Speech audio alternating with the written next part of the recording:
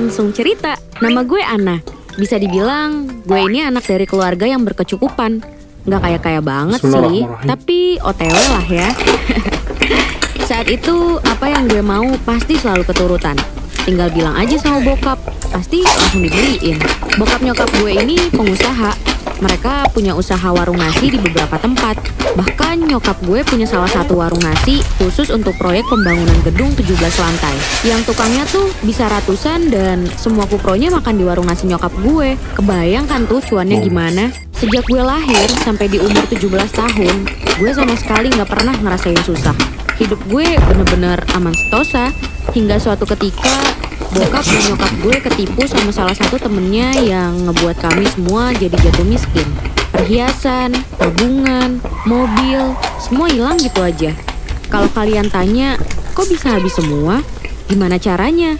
Gue juga nggak tahu kenapa bisa mereka ketipu sampai habis-habisan kayak gini. Katanya sih mereka kehipnotis, jadi bener-bener nggak sadar kalau semua hartanya dikuras. Dan sekarang yang kita punya cuman keluarga. Kita sekeluarga udah gak punya apa-apa lagi. Buat makan besok juga kita masih kebingungan. Di tengah kekalutan, nyokap gue ingat kalau Bu Ratna, tetangga depan rumah gue ini rentenir. Jadi nyokap gue ngusulin buat pinjem uang ke Bu Ratna. Nyokap gue akhirnya minjem uang sekitar 5 jutaan untuk makan kita dan modal usaha kecil-kecilan gitu. Ya, walaupun bunganya 50% dari peminjaman, tetap nyokap gue ambil karena emang gak ada pilihan lain. Setelah 3 bulan berlalu, akhirnya kita sekeluarga mulai bisa bangkit pelan-pelan. Usaha warung nasi nyokap gue juga udah mulai jalan dan laris. Walaupun gak seberapa, tapi pelan-pelan bisa ngelunasin hutang ke Bu Ratna. Saat itu, gue sekeluarga seneng banget. Akhirnya ada harapan buat hidup yang lebih baik. Setiap hari nyokap gue nabung dari hasil dagangannya. Dan setelah dikumpulin, ternyata uangnya lumayan banyak. Dan cukup buat beli motor bekas. Ya lumayan lah ya, buat mobilitas keluarga. Jadi enak kalau kemana-mana. Baru ngerasain kenikmatan ini, tiba-tiba ada lagi ujiannya. Kios yang disewa nyokap gue, masanya udah habis dan mau dipakai sama pemiliknya. Jadi mau nggak mau ya nyokap gue terpaksa pindah. Nyari kesana kemari, ternyata harganya nggak ada yang cocok. Tabungan kita juga nggak cukup buat kios di daerah sekitar sana. Akhirnya nyokap kembali buat minjem uang ke Bu Ratna dengan nominal yang sama 5 juta. Tapi kali ini diwanti-wanti kalau sampai telat bayar akan ada dendanya. Karena nyokap gue optimis banget gak bakal telat bayar utang, jadi nyokap gue gak tanya berapa dendanya dan cuman iya-iya aja. Sampai tiba di mana semua uangnya udah terkumpul. Ya kurlep ada 7,5 juta dan udah sama bunganya. Pas nyokap gue mau bayar utang, tapi Bu Ratna malah nolak. Si Bu Ratna bilang gini, "Wah Jeng, nanti aja bayarnya. Gak usah buru-buru. Jatuh temponya kan juga masih lama. Uangnya buat yang lain dulu aja. Kayak sama siapa aja deh." Karena Bu Ratna bilang gitu, ngebuat nyokap gue berubah pikiran. Akhirnya uang itu dialokasikan buat bayar perpisahan sekolah kakak gue. Padahal tadinya kakak gue juga udah gak apa-apa banget kalau nggak ikut perpisahan. Karena kakak gue udah paham sama kondisi keluarga. Jadi ya nggak mau dipaksain juga. Karena yang suka maksa itu kan kamu. Iya kamu. Ya. Tapi mungkin nyokap bokap gue juga kasihan kali ya sama kakak gue. Akhirnya dipaksalah kakak gue buat ikut perpisahan sekolah ke Bali. Saat itu biayanya 3,5 juta sama 500.000 buat pegangan dia selama di Bali. Jadi sisa tabungan keluarga gue 3,5 juta lagi. Jatuh tempo ke Bu Ratna masih ada 3 mingguan lagi. Keluarga gue terus berpikir positif kalau kita bisa bayar hutang ke Bu Ratna. Hari-hari kita laluin seperti biasanya. Gue sekolah, ortu dan kakak gue bantuin nyokap dagang. Cuma semenjak nyokap gue pindah lokasi, warung nasinya nggak serame dulu. Bahkan bisa dibilang sepi. Cuma ya mau gimana lagi. Cuma di situ kios yang harganya masuk sama keuangan kita. Sampailah waktu dimana mesti bayar utang ke Bu Ratna. Setelah dihitung-hitung, ternyata uangnya kurang. Semua tabungan cuma kekumpul 5 juta. Sedangkan yang harus dibayarkan 7,5 juta. Kita semua bingung. Cuma ya berusaha buat bayar dulu 5 juta. Sisanya nanti kita bayar nyicil. Cuma ternyata Bu Ratna nggak mau. Dia maunya dibayar langsung tanpa nyicil. Dan kalau pembayarannya telat sehari, dendanya 500.000. Anjir, banyak banget kan? Apesnya, nyokap gue cuma bisa diem karena uangnya udah terlanjur kita pinjem. Jujur, gue kena mental breakdance ngadepin situasi kayak gini. Akhirnya, kita dikasih keringanan selama seminggu. Cuma ya warung nasi yang sepi tetap nggak bisa nutup buat bayar hutang. Sampai akhirnya Bu Ratna dan suaminya gedor-gedor rumah gue buat nagih hutang. Bu Siti, ini udah seminggu saya kasih waktu ya. Saya nggak mau dengar alasan lagi. Sekarang bayar hutangnya 7,5 juta dan dendanya 3,5 juta. Jadi totalnya 11 juta. Cepet-cepet bayar. Kita semua kaget. Kok jadi banyak banget hutangnya? Padahal tadinya cuma minjem 5 juta. Nyokap bokap gue nangis-nangis minta keringanan lagi. Karena ya emang nggak ada kalau segitu. Kita cuma bener-bener punya uang 6 juta. Itu pun uang untuk kita makan juga. Jadi ya nggak ada lagi sisanya. Bu Ratna, mohon bantuannya Bu. Kami udah nggak punya uang lagi. Ini uang kami tinggal 6 juta. Sudah untuk makan dan modal warung lagi. Tolong kasih keringanan Bu.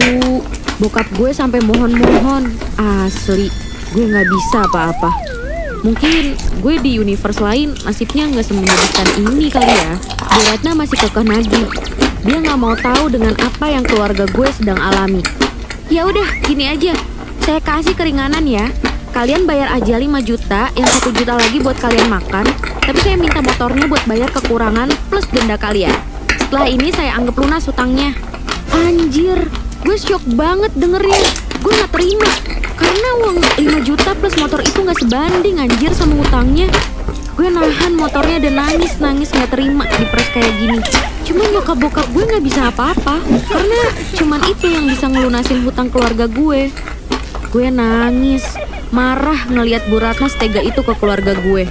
Nyokap gue yang nggak tega ngelihat keluarga gue sampai kayak gini. Dia bener-bener murka ke Bu Ratna. Dengan marah, kesel, sedih, nyokap gue ngomong, Bu Ratna, gak apa-apa Bu, ambil aja semua harta saya. Harta gak dibawa mati. Yang penting keluarga saya masih utuh. Suatu saat ibu akan ngerasain gimana rasanya kehilangan. Bukan cuma harta, tapi juga nyawa.